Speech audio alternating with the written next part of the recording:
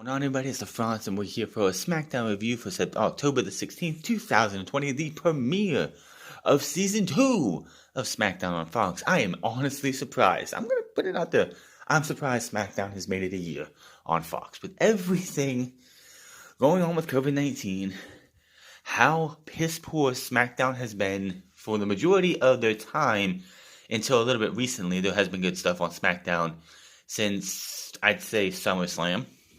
Maybe a little bit before that, depending on what you want to look at. But SmackDown from October of last year till, I'd say, April, May, June, July, SmackDown was awful. SmackDown was terrible. We had the dog food match. Remember the dog food match? How bad that was? That was on SmackDown. You had, then COVID hit, which SmackDown was the first live show, because the first episode of SmackDown was either live or on tape delay. The first show after COVID-19 rocked this entire country, shut everything down. SmackDown was in the Performance Center instead of where it was supposed to be. And we had no crowd. And it was absolutely weird to start off. And just week after week, it just was terrible. Absolutely terrible, having no crowd sound, no nothing, just watching the wrestlers try and get themselves through this show. Then we got to the summer. We got to the Thunderdome. But in between then, we had one of the most compelling things that they brought to SmackDown, which is now on Monday Night Raw, unfortunately, was The Fiend attacking Alexa Bliss and making her go from the Alexa Bliss who was with Nikki Cross to slowly turning her into this crazy, demonic Sister Abigail type performer who was a mini Fiend. And honestly, that was one of the most intriguing things on SmackDown. And you had Bayley and Sasha Banks. Those two held it down on SmackDown more than anybody. Then SummerSlam came, and Roman came back. Not the smiling to be a good startup superhuman babyface. This was the Roman Reigns we have been asking for 5 years. 5 years. And what did we get? Then The Fiend, like I said, The Fiend and Alexa Bliss starring kept getting better. And everyone started loving the way Alexa Bliss was going. And that was intriguing. Bayley and Sasha Banks. When is Bayley going to turn on Sasha? Anybody who thought Sasha was going to turn on Bayley, you're out of your fucking mind. Bayley has gone so far heel and has crossed the line of no return. I don't think Bayley could be babyface again with her character. It just isn't going to work anymore. Maybe someone down the line, she can be a different type of babyface, but the huggable one is dead for good. But when was it going to happen? It eventually happened, and it's leading to next Sunday at Hell in a Cell. Roman came back. His first competitor against him at a pay-per-view after he won the championship at Payback a week later, which was fucking stupid. Should have never happened. It should have came to Clash of Champions or something else. But his first opponent was his own cousin. And the family affair and how much we have been going through this the last few weeks, how much it's just been, wow. This has been the best we've seen from Roman and what we've been needing from Roman for a while. Crazy. 2020 has been crazy. If you would have told me on January 1st, 2020, that Roman Reigns was going to be a heel and is going to be one of the, put you on the edge of your seat for his matches and his story development with him and one of his cousins, I would have told you, yeah, Roman a heel, please. Vince McMahon would never do it. But it happened, and it's happening now. And it's great. This is going to be some of the most interesting stuff coming up soon for SmackDown. Unfortunately, one of those three elements is gone to Monday Night Raw, Alexa Bliss and The Fiend. In its place, Rey Mysterio, Dominic Mysterio, Murphy, and Seth Rollins. Not a big fan of that. I'm over the whole Murphy, Seth Rollins, and Mysterio family feud. I am done with it. Now, they teased us tonight, because Seth Rollins did make his first appearance on SmackDown since being drafted, which, yeah, it needed to happen. But he teased us with another person he's going to hopefully be feuding with, which one I would not mind, and I'm not sure, but I wonder if these guys, and I'm pretty sure they have, had a couple matches in Ring of Honor, and you'll know who it is here in a bit. But we did have a kickoff show. Nothing special happened on there, except for Braun Strowman had an interview with Caleb Braxton. Now, coming out of the match at the horror show at Extreme Rules, Braun Strowman and The Fiend, the Braun Strowman disappeared for a while, came back bald. He had a new attitude. He was talking like this the whole time with a scruff in his voice. And he was apparently supposed to be heel the rest of his career. He was not going to be a babyface again. Then we get to his interview with Caleb Braxton tonight, and it's like Braun Strowman's heel run is done. I know he was going up against Roman Reigns for the Universal Championship tonight in the main event, but it's so he was supposed to be a heel, right? Because that didn't look like a heel anymore. That looked like classic Braun Strowman. Maybe it was just for this match, but I don't know. It just felt kind of dumb that they were oh, yeah, he's supposed to be a heel forever, but no, he looks like he's back to being normal Braun Strowman. Anyway, we start the show off with everyone, most of the talent on the stage. Stephanie McMahon, Triple H are in the ring. They hype up tonight's main event in the Universal title. Stephanie hypes the New Day's farewell match for Triple H plus Lars Sullivan versus Jeff Hardy. The fake fan voices come in. Lars is also not on stage. Stephanie McMahon hypes Daniel Bryan will make his first appearance in the Thunderdome. He's there, raises his hand, and we get the fed-in yes chants from the fake crowd. That was cringe upon cringe.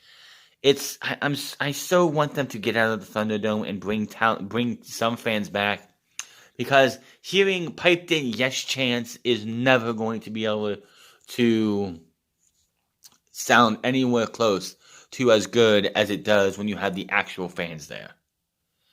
Triple H says there are a lot of new faces here. I'm starting Kevin Owens. Kevin Owens comes through. Stephanie also mentions Aleister Black. He stares down Owens. He then for some reason, they said new faces, and those are the only two new faces they talk about. Because they then mention Sami Zayn, Otis. Triple H then says the Street Profits will be defending their tag team titles. We get a "We Want the Smoke" fake chant. Now Robert Roode and Ziggler suddenly attack the Profits from behind, and everybody decides to have a brawl. Everyone's fighting. Everyone's beating the hell out of each other.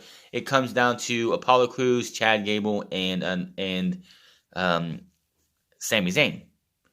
When the Freak comes out, which, by the way, Triple H decided he wanted to start singing Super Freak to talk about the Freak, and Stephanie was like, oh, Rick James is here? Rick James? Really? We needed that? So, yeah, they get destroyed. Jeff Hardy comes from behind, attacks Sullivan. Sullivan blocks a twist of fate, but Hardy sends him to the floor. Hardy celebrates, his music hits, and Lars stares him down from ringside. Cole and Graves hype the WWE Universal title match later in the night, and we come back to Jeff Hardy versus Lars Sullivan. This is Lars Sullivan's first match on SmackDown, probably whatever. I know he got drafted. I think he got drafted last year at the SmackDown and just never showed up.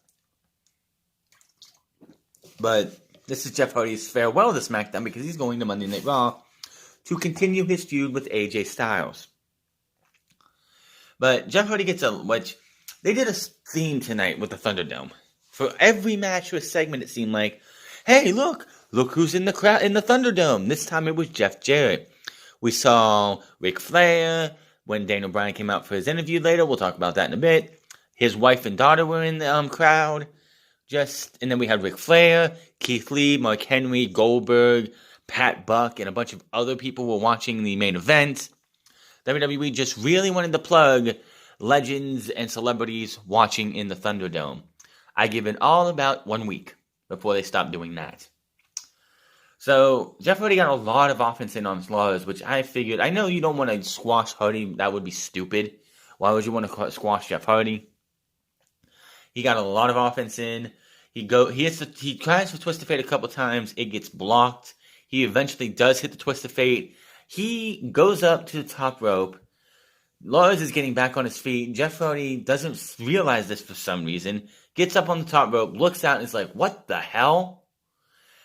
Lars Sullivan goozles him, pulls him in, hits the freak accident. 1, 2, 3. Lars Sullivan wins the match. The New Day. So it was a decent match. Jeff Hardy did everything he could to make Lars Sullivan feel like a monster, but also not vulnerable. Which, honestly, in my opinion, I think that's a mistake. You want to try and reestablish this guy as a beast and a monster. Why would you have Jeff Hardy have, like, I know you don't, like I said, you don't want to really squash Jeff Hardy because it's Jeff Hardy. And I know Lars Sullivan's going to have a lot of detractors because of his online dealings and the way he acts online and the way he's, like, been very, let's see, non-PG and, like, just somebody you don't want to deal with online. But just having Jeff Hardy go out there and get as much offense as he did on him is, I think, a little dumb. This would have been time for Lars Sullivan to, like, if they wanted to have the match with Jeff Hardy down the line, that would have been fine. But, of course, Jeff's going to smack at the Raw. I would have had Lars Sullivan beat a couple jobbers up, some no-names up, which I know is probably going to be hard to do because they're trying to keep NXT talent away from main roster talent because of the outbreak that happened last month, I believe it was, and that's why Raw Underground is gone, by the way. But, yeah. Lars wins. I don't know. The plan, I already know what the plan is. The plan for Lars Sullivan is next year sometime Lars versus Braun Strowman. I'm going to be honest right now, I couldn't give two shits about that match. No way whatsoever. But Lars wins, we move on. We have the New Day versus Shinsuke Nakamura and The Bar. Just going to say that because they're more known for The Bar. New Day had their farewell match due to the draft. Big E will be staying on SmackDown while his partners were going to Raw. Out comes Big E with the Raw Tag Team Champions. They hit the ring to celebrate, and we go to commercial. Back from break, and we get a vignette of Bianca Belair, which, for weeks, she has been we have nothing but vignettes on Monday Night Raw. So what do we do tonight? We have another vignette. When is this woman going to get any time on TV that's not main event? I just don't get this. Big E says, after the last 6 years, your boys have finally found the one thing stronger than the power of positivity. The damn WWE draft.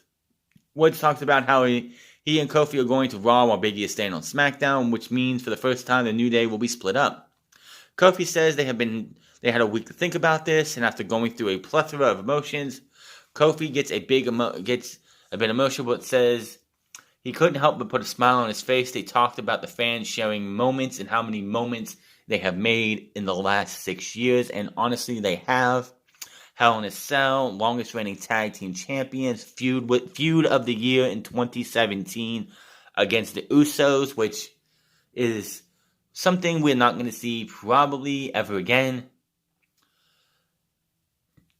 Let's see. They talk about more of the time together and how they formed the group, making more than best friends, making brothers. Kofi says he loves Woods and E. Woods says enough of the sappy stuff.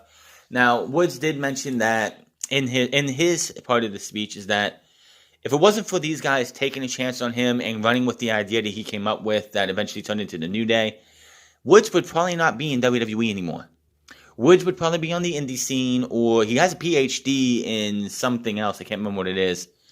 And he'd probably either be wrestling on the indies or TNA again, Impact Wrestling, or somewhere else, or he'd be out of wrestling completely. The New Day, quite honestly, saved Xavier Woods' job. Saved his wrestling career for the most part because he came up with one of the worst. He came up from NXT with one of the worst debuts ever. And they did nothing with him.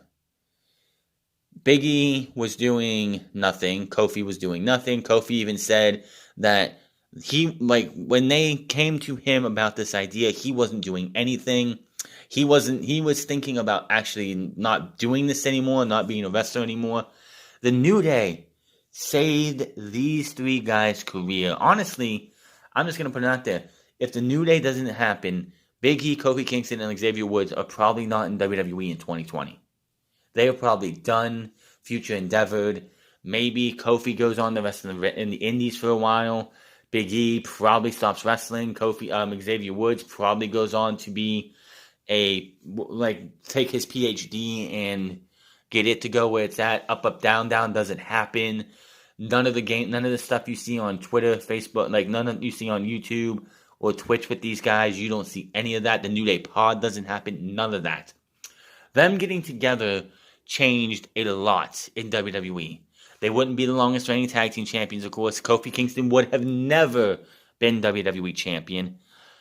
I've been saying for a while the New Day needs to break up. They need to be done. They've done everything they could do, especially after Kofi won the WWE championship.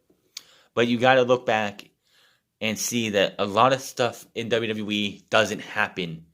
And a lot of memories for a lot of talent, a lot of wrestlers, and a lot of fans doesn't happen without this group. They get here to done one last time and womp that tail only way they know how, and it's because New Day rocks. Cole senses backstage Cesaro, Nakamura, and Sheamus with Caleb Braxton. Sheamus says they're grateful for the opportunity to give the New Day the send-off they deserve. Cesaro says they stole their tag team titles last week, so they want to take great pleasure in beating them up. Nakamura goes on and says this will be goodbye to the New Day forever. Sheamus music hits, he goes out, and out comes him first, then Cesaro, then Nakamura are out next, and they head to the ring back to commercial break. So, back from break, we have the NXL Fox panel talking about tonight's main event, which I don't really want to see this. This isn't something we see every day, every week. We only saw this last year during the opening, during the first episode, the SmackDown debut on Fox. We saw them do this stupid shit last year. I don't want to see this. I'm not here to watch this. Give me something else. I don't want to see Jay Glazer or Howie Long or Michael Vick say I like athletes and Roman Reigns is an athlete. I don't want to see any of this shit. Give me wrestlers, wrestling, and building storylines. None of this bullshit. You're not going to do it any of the other 51 weeks of the year. Don't give me it this week. For crying out fucking loud. Kofi and Nakamura we have a nice long match here. Back and forth with Woods and Cesaro going at it now. Cesaro lands an uppercut. Nakamura tags in and hits this sliding German suplex on the bottom rope. Which, one of the positives about the New Day splitting and Big E staying on SmackDown, the other two going to Raw. When the New Day are a team, when the New Day were all together, they were a solid unit. Majority of the tag team matches were Kofi Kingston and Big E. Xavier Woods was the hype man, the guy on the outside, their manager for the most part, even though I know he could wrestle. Xavier Woods is highly underrated as a performer. This guy can go out there and kick just as much ass as the other two and make anybody look good. And with those two being a tag team on Raw, Xavier Woods gets a time to shine as a member of the tag team portion of the New Day.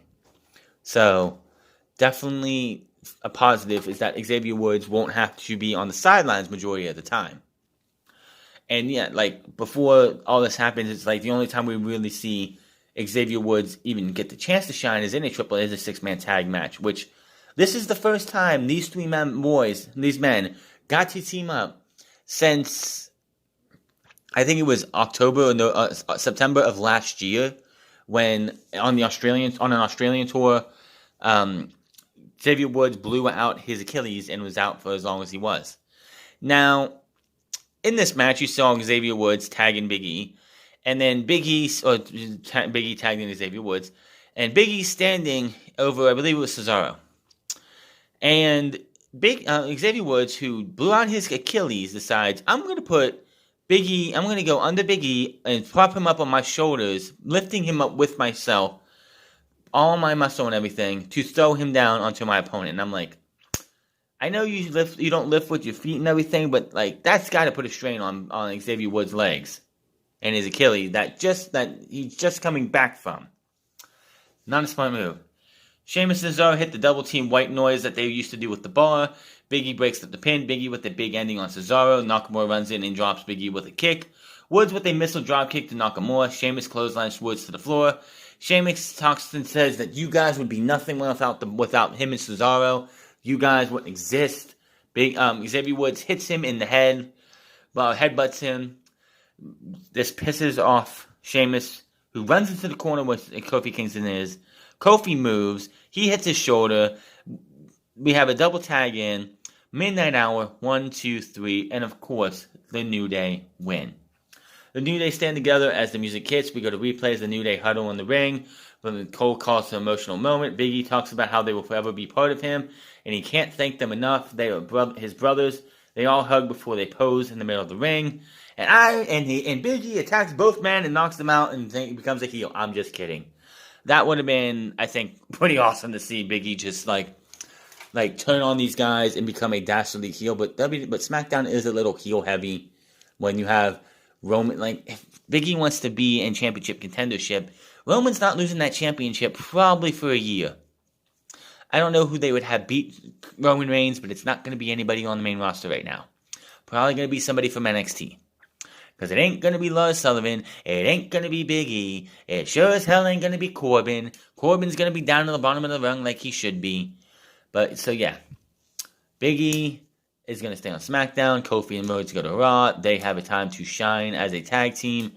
And be one of the few tag teams on Raw, along with Miz and Morrison. So we're going to have the tag team New Day versus Miz and Morrison for the next 6, 7, 8, 9 months. Good grief. So to come, Bayley and Sasha Banks will sign on the contract. Backstage, Otis is with Kayla Braxton. She asks what his plans are doing with The Miz, suing him for his Money in the Bank. And Sami Zayn comes in and he brings up how Otis isn't usually the one to talk. It's usually the man who usually talks for him has gone to Monday Night Raw. And his girlfriend is on Monday Night Raw as well. You can just see the seething anger in Otis' face. He wants to rip Sami Zayn a new one.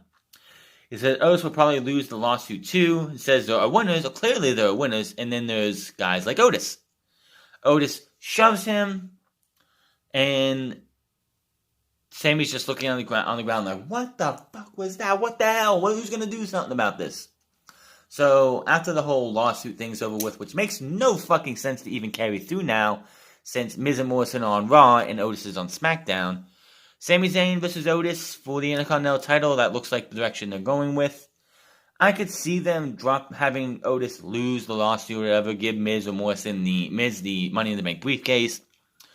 Honestly, whoever holds the Money in the Bank briefcase is wasting their time right now. It doesn't matter who it is. Drew McIntyre or Randy Orton are not losing the Money in the Bank, losing to the Money in the Bank briefcase guy, and Roman Reigns losing to Otis or whoever. No. So again, the Money in the Bank briefcase this year is more irrelevant than I have ever before seen. Daniel Bryan comes out. We get some fake yes chants coming through. Back from break, and he's in the ring, and he's not dressed to wrestle. He's in a shirt, suit jacket, jeans, and boots. We see Brie Bella and their daughter watching from the Thunderdome crowd as the yes chants continue. Bryan tells us how much he loves inside the Thunderdome. He has been watching at home, but it's just a different feeling inside. I mean, yeah, I'm sure it is. Bryan loved his time at home. He says hello to Brie and her daughter in the ring, and they zoom in on it for a minute, which makes it look terrible. Bryan says he could not wait to come back and experience this.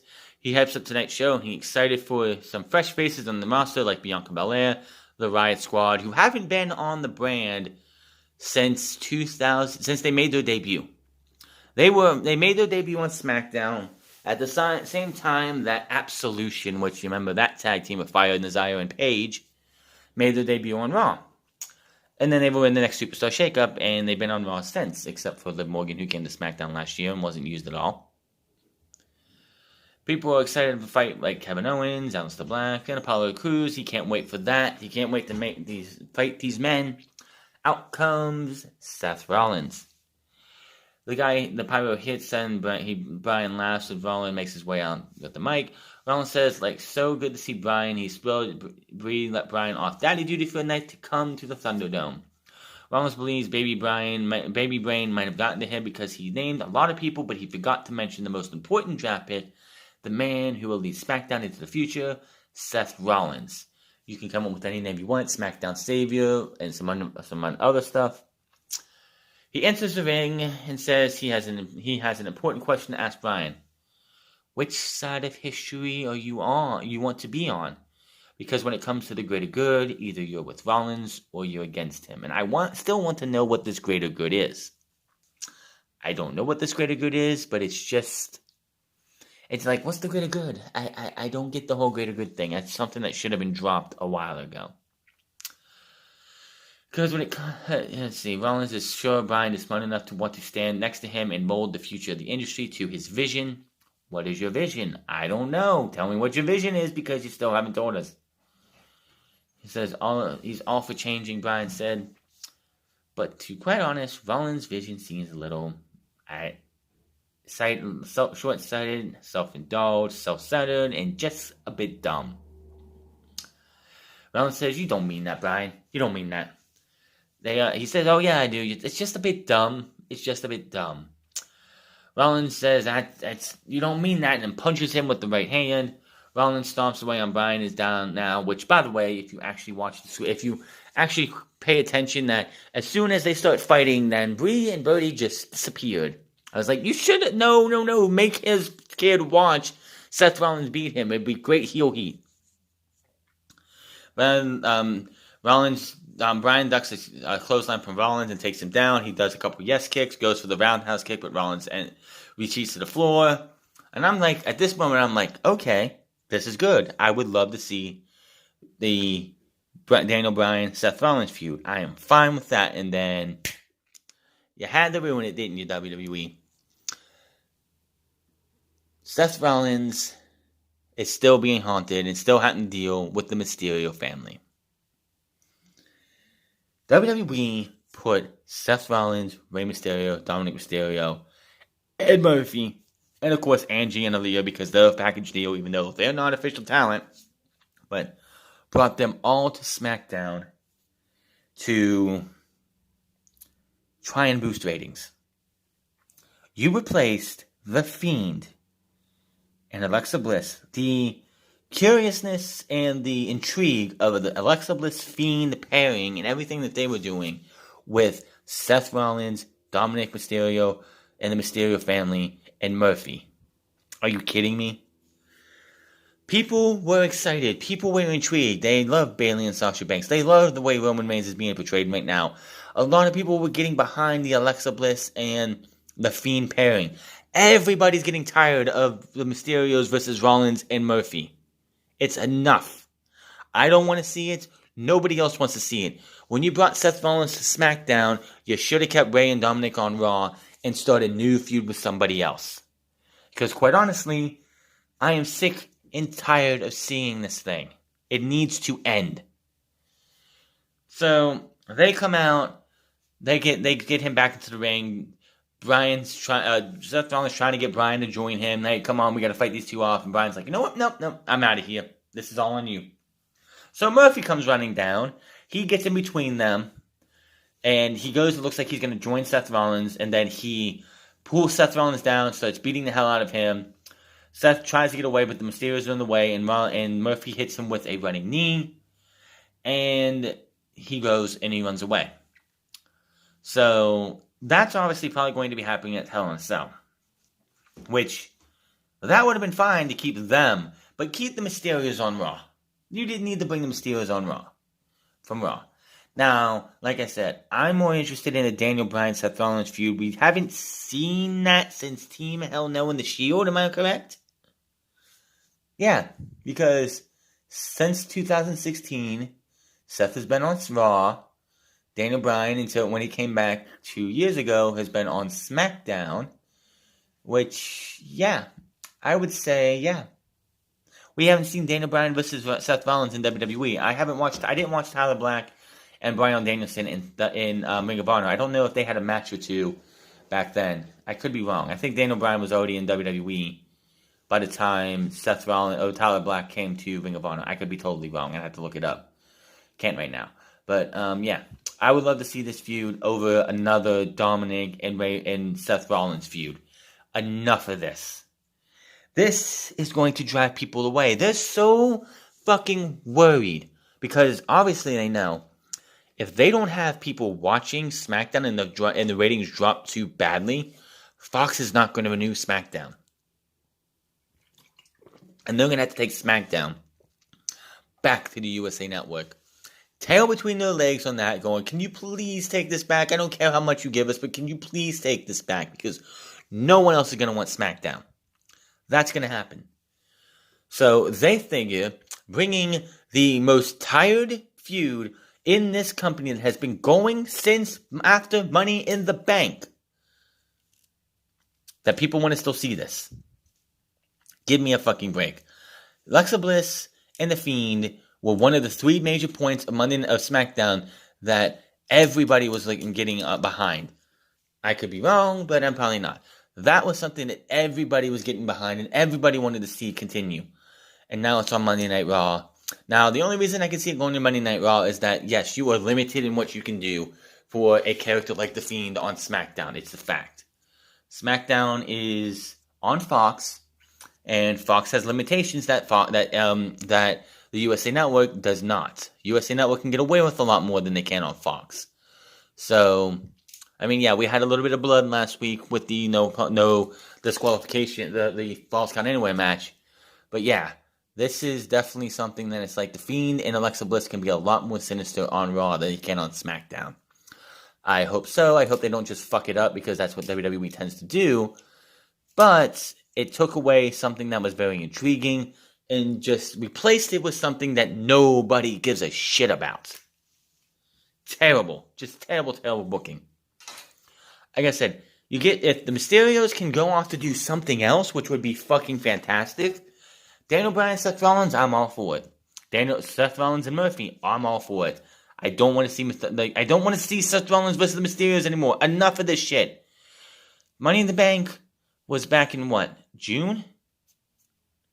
It's like 4 or 5 months. I can't stand it anymore. Get this shit off my TV. SmackDown Tag Team Championship match. Robert Roode and Dolph Ziggler, also known as Rudolph, versus the Street Profits.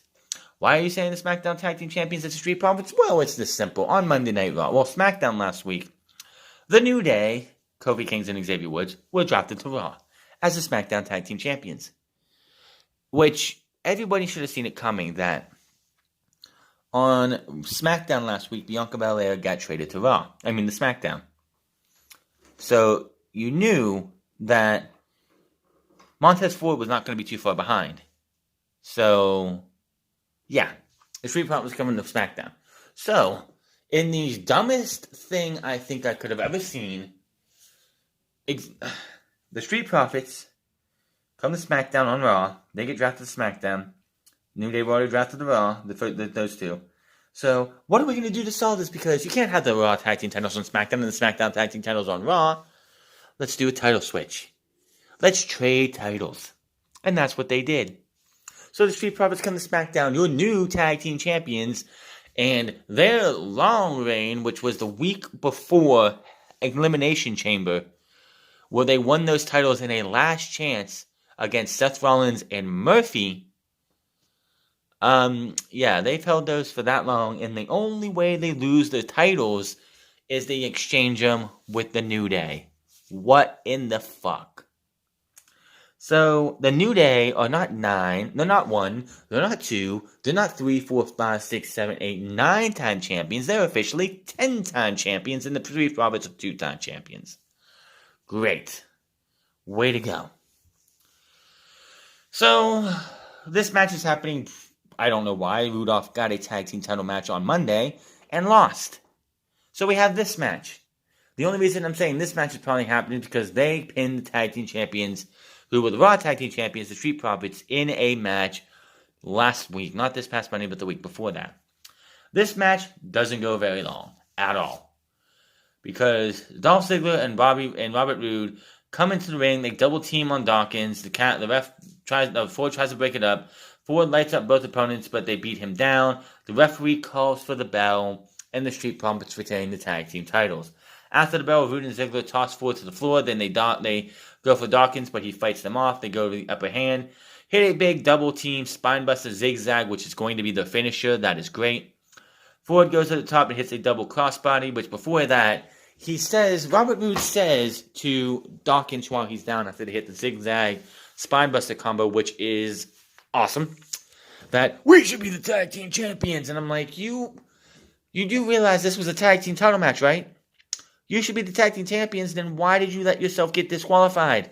That is the dumbest fucking thing I think you could say. Is like, we should be the tag team champions, but you just gave up your opportunity, losing by disqualification. That's on you, Rude. So, out comes Sasha Banks in this full red. I don't know what the fuck she was wearing, but god damn, that really showed. I don't know. I'm not good with fashion or anything, but like, wow, what she was wearing tonight was just wow, Sasha Banks. She comes for poses on the apron and power goes off. We go to break, head back, and we get a plug for next week's SmackDown on FS1, which will be on FS1 because of the World Series. Will be starting here soon. That's going to be one of the games because they go, instead of doing like they do everything else, the World Series is not I don't think it's every day. So if they start on Wednesday, it is every day, it'd be Wednesday, Thursday, Friday. So SmackDown would be preempted. This is going to happen every year that SmackDown is on Fox. Get used to it. They come back to the ring and Banks comes out. She's holding her chair that she tried to end Sasha Banks' career with. And they call him WWE producer, but I'm just calling him the uncrowned general manager of both Raw and SmackDown, Adam Pearce.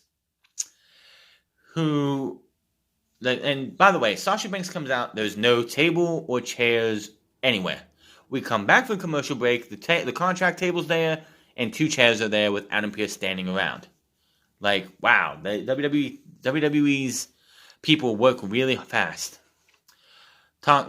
Pierce talks about how the match this personal rivalry has led us to Hell in a Cell, and he did talk and spoke really well. I've never seen Adam Pearce wrestle or cut a promo like outside of his WWE stuff, but he did set the settings for this match. It's a personal rivalry. It's going to be happening at Hell in a Cell. Both women need to sign this contract so we can have that match. Pierce says, well, Banks, you're the challenger. You will sign first. She signs without taking her eyes off Bayley. She's been waiting for this moment for a very long time. So has Bayley, who just wants to be done with Banks, and he calls her baggage. So she can continue her historic women's title reign, which has eclipsed 1 year. Banks have more words when Pierce looks on. Bayley says Banks has been waiting to turn on her the entire time, but she just beat her to the punch, and that's why she's upset. That's why she's mad. Banks stands up and says if she wanted to turn on Bayley, she would have done it years ago.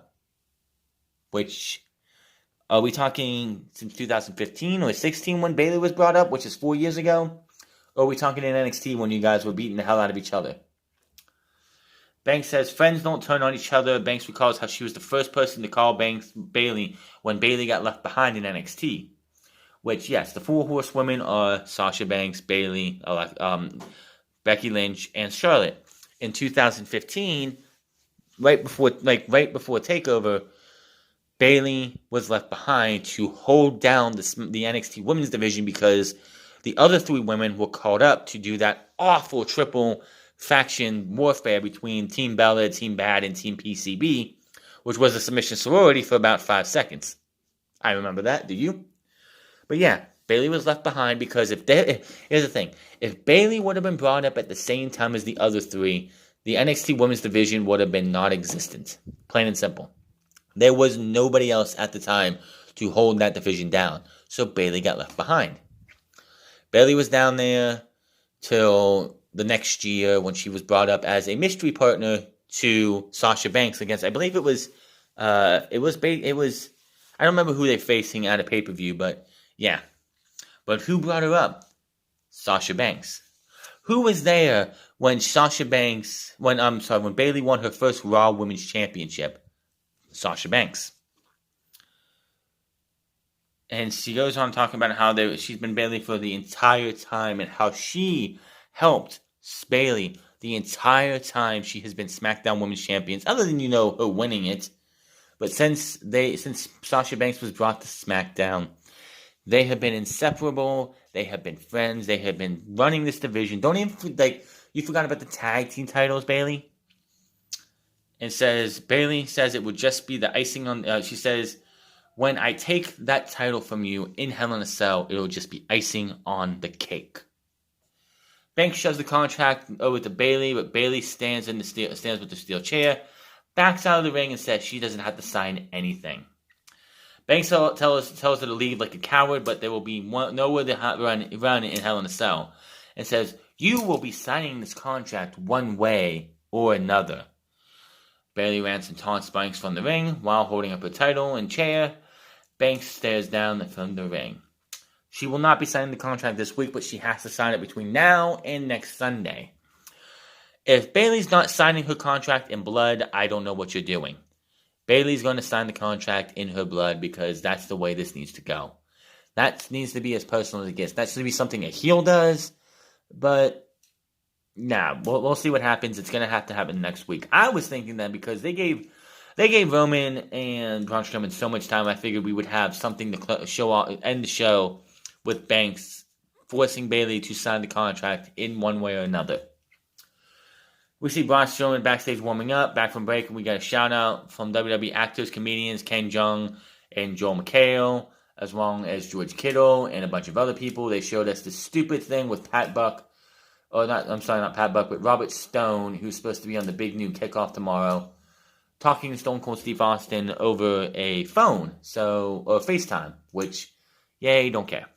Again, I don't want these non-wrestling personalities talking about my wrestling on a TV show. They want to talk about it, do what everyone else does. Do a podcast, do some kind of wrestling thing on YouTube or on your whatever fucking platform you have, but don't do it during SmackDown. Honestly, it felt like these guys just don't care. They work for Fox, and they're collecting a paycheck. That's all there is to it. Universal title match, Braun Strowman versus Roman Reigns. This was a brutal one. And Braun Strowman's no longer just a monster. He's the monster among men again, so I guess he's a babyface again. But this was a brutal one. We saw Mark Henry watching, Goldberg watching, Keith Lee watching, which they failed to mention. Pat Buck and a couple other people were watching, I guess, too.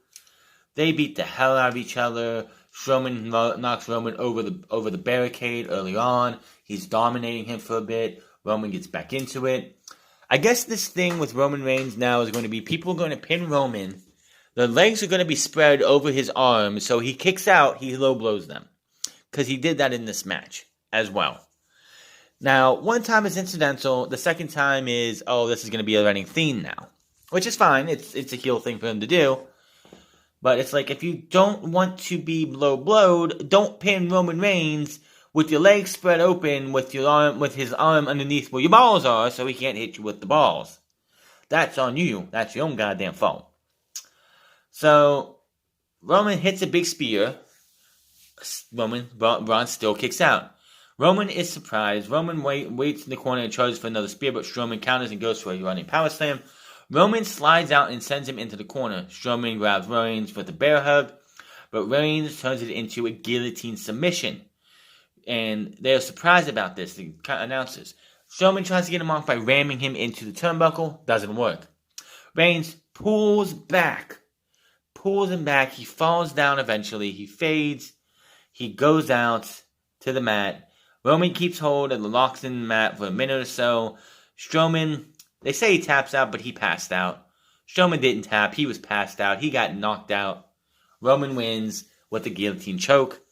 Now, people could be comparing this to, John Moxley's using the Bulldog choke or the Bully choke or the Rear Naked choke.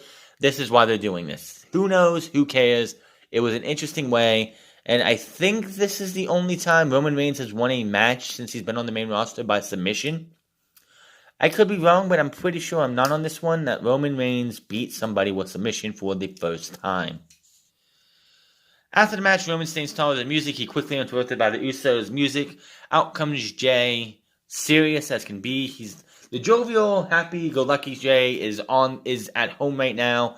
This is I want my moment to become Universal Champion Jay. He is serious. He wants to just go out there and become the tribal chief or whatever. Reigns looks at Strowman and back at Jay.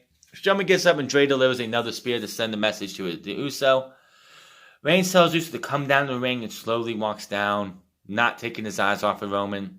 Heyman hands a steel chair to Roman, and Roman with it, he says, dude, I don't want to do this to you. You have a chance to not let this happen. This is you at Hell in a Cell. I love you. I don't want to hurt you. I I don't want to make an example of you, but this is what, if I do this to him, imagine what I'm going to do to you at Hell in a Cell. So he takes the chair and whacks him a couple times. And you can just hear after he's done whacking him, you can just hear the fact that Strowman is having a very hard time breathing. Uso finally gets into the ring. He's like, come on in the ring. Come in the ring. I'm just trying to get you to understand. I don't want to do this to you, but I'm going to have to if you don't back out now. This is your final chance. Acknowledge me and just leave and we'll do something. And he's just he gives him more chair shots to Strowman. It's just Uso's not backing down. Reigns has the chair down. He kicks it over and says, you know what? Take the shot. Show us that you can do. Don't be an embarrassment to the family. He eventually turns his back and spreads his arms out and is like, come on, take your shot. Take your shot. So Roman does. Jay doesn't. Jay thinks for a second, then he just drops it. Roman turns around, all happy, all smiles. Reigns laughs and Uso rocks Ray with a big fist, bouncing him off the ropes, kicks him in the face with a super kick. He's like, you love me? Well, I love you too. Whack! Whack! He goes for another one. The referee and the officials come in and pull the chair off of Jay. They're holding him back. Roman comes up, big Superman punch, taking Jay down. He says, that was your final chance. That was your last chance. Now I'm going to have to turn on you and make an example of you at Hell in a Cell. He gets out of the ring, Heyman gives him the championship. He's walking away with the biggest look of disgust in his face. And he heads to the back as the show goes off the air. Fucking loved it. This is the best. This is what we have been wanting. This is what we've been needing. This is great. This is fucking great. It's too bad Jimmy can't be back till December, like late November, early December, maybe even January, because they could easily go from Jay to Jimmy, giving Jimmy 2 pay-per-views, the Survivor Series if they don't do SmackDown vs. Raw, which really shouldn't be a damn thing right now because of COVID. But if they wanted to go and give you something like that, you could have Jay be taken out. Jimmy comes back. He challenges his cousin, and we get some more of this because it's working so fucking well. This is what we needed for Roman. Now, this is like, of course, this is going to work. This is going to do the greatest reverse psychology for fucking WWE. He's a heel right now. By this time next year, Roman should be the biggest babyface in this company. I guarantee it. If they pull their cards right, they will Vince McMahon will finally get what he wants. Roman as a babyface and loved by the fans. They're doing it the right way. We'll see if they don't fuck it up. But that is your SmackDown review on Fox Season 2 premiere. Hit that subscribe button, comment down below, like or dislike this video. Find me on Twitter at The France Club. Find me on twitch.tv/The France Club. Find me on Instagram at The France Club.